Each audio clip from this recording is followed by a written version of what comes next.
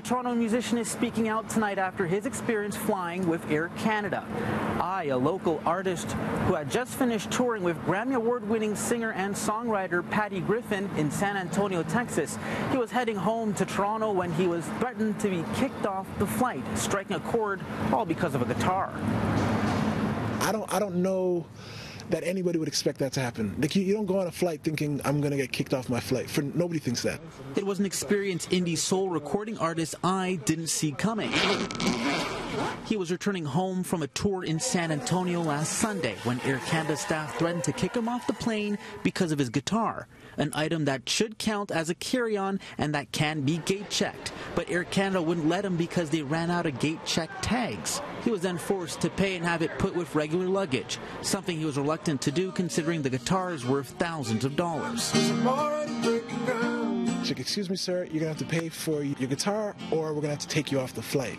And at that moment, I'm like, why would you have to take you off the flight? I don't understand. Like, you ran out of gate check tags. Can't you just go to another desk, ask them for a gate check tag, put on my guitar, and then put my guitar underneath? It's in your policy to gate check the guitar. That is unacceptable. That is completely unacceptable. Air Canada has to have the necessary paperwork to comply with its own terms and conditions. It's their problem, not the passengers.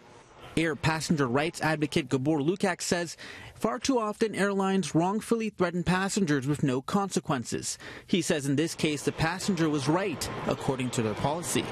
Threatening a passenger with removal is a very serious matter, and there should be a penalty for an airline that does it to passengers without very serious justification.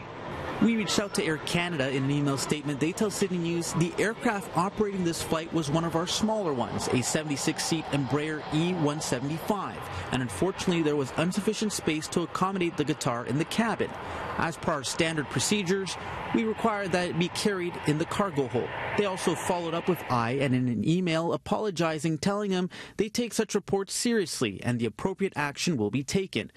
They also included an Air Canada e-coupon in the amount of $100 Canadian. But for it's not about the money. The money doesn't matter to me. Whatever kind of compensation is, it's more about let's just stop this from happening, because it can be stopped very easily.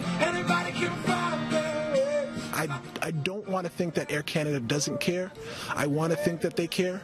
So if I can say something to help them care even more, then that matters to me.